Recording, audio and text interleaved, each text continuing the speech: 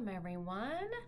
Well, I'm Jenny Ponzuric. I am the founder of the Prepared School Psychologist community, and I wanted to chat with everyone today about the word dysgraphia.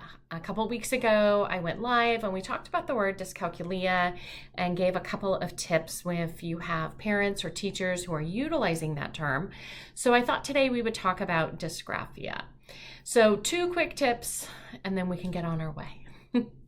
Now, when we think of the word dysgraphia, similar to when we have families or teachers who use the word dyslexia, I think one of the important first things to be thinking about is what is their definition. But specifically with the term dysgraphia, I think it's really important to be able to ask that question, because even when you look at information online about this term, it kind of tends to go into 2 different definitions. Some people are using the term dysgraphia to talk about the motor component, the students actually having a difficulty with the motoric component of the writing process. While other times the term dysgraphia is being used to talk about a student's difficulties just getting their thoughts down on paper. And sometimes, of course, we have people who are making that reference and they mean both of those definitions. So when you have that parent letter that talks about dysgraphia, or you have that teacher who's bringing up that term, the first thing that's going to be most important to ask is, what do you mean by this term? Because those can go in 2 very different directions. Right? Am I going to be focusing on looking at motor skills, or am I going to be focusing looking at some of the other things that are important in being able to get our thoughts out on a piece of paper, right? Are we talking about attention issues, memory issues, executive functioning issues, right? So we want to make sure that we are doing a thorough evaluation, but based on the actual reason for referral, right? What is the specific reason why we're using this term dysgraphia? Now, that's my first tip, is make sure we understand whoever's the person who's using the term, that we understand what that definition for that person is, to make sure that we, of course, are doing the most thorough evaluation to answer the referral question.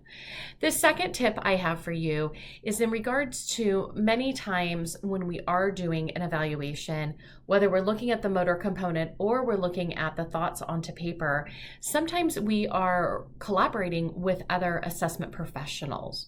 So for example, if we're concerned about the motor component and there was a decision to include an occupational therapist as part of the assessment team, well, as the school psychologist, many times I'm looking at some motor skills, but if you're going to be their occupational therapist, I would love to know, what do you usually give? What do I not need to do, right? There's no reason for us to over test a student. So what are you going to be looking at so I know where to focus my attention on? Right? Similarly, I know there's a lot of great tools that exist out there where we can get a more in-depth look at the writing process, whether we're talking about a tool like the Test of Written Language or something like the Pfeiffer Assessment of Writing. When we look at some of those different tools that we have available to us, well, a lot of times there's possibly someone else on the assessment team who is also giving a test that's looking at writing, right? For many of our school districts, it's our ed specialist or special ed teachers who are evaluating writing skills, whether they're using something like the Woodcock-Johnson or the KTA or the Wyatt. So again, if we're going to go in and do a little bit more evaluation so we can get a little kind of a deeper examination of writing skills, we got to know what's the difference between this very specific rating assessment tool versus how this is being examined through maybe more of a broad achievement battery. Right? So I remember I was consulting with someone about the Pfeiffer assessment of math, and they were questioning whether or not they should administer it. And, there's some great subtests that are part of that tool, but there was also other assessment team members that were involved. So I said, well, go talk to the occupational therapist who happened to be involved in this case and go figure out what they're planning on administering, because maybe you don't need to do the motor section of the Pfeiffer assessment of math, right? There might be over testing. I said, this is probably a newer test for the occupational therapist to even look at. So, you might want to go sit down with your occupational therapist and be like, well, this is what the subtest that I was thinking of administering, this is what it looks at. If it's something slightly different, digging a little bit deeper, that's great. Maybe we do both want to give, separate things. But in that case, what that psychologist came back and said was, the OT said it was almost exactly the same as what they were going to give. All right, well, we don't need to do that part then, right? So then we were looking at the other components on that tool. And again, who else was involved in this evaluation? How were they going to look at the process of writing? Was there anything similar or different than what we were thinking of giving?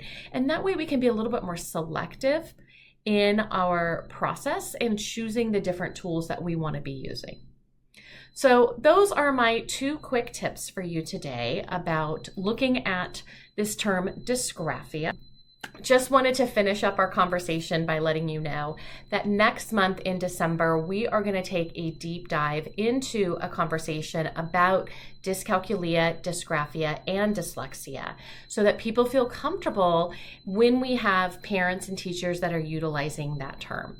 If you've not yet taken a look, we have a whole series of training. We did our first one this Monday, and we're going to be finishing up in March, and we have a variety of different topics that we're going to be focusing on. If you haven't checked out all that information, go ahead and go over to my website, jennyponzuric.com, and look for the information about our live trainings. And as always, if you have any questions, just go ahead and there's a place right there on the website to ask your questions, and either myself or someone on my team will go ahead and respond to that. I hope everyone has a great rest of your day, and I will see you all next.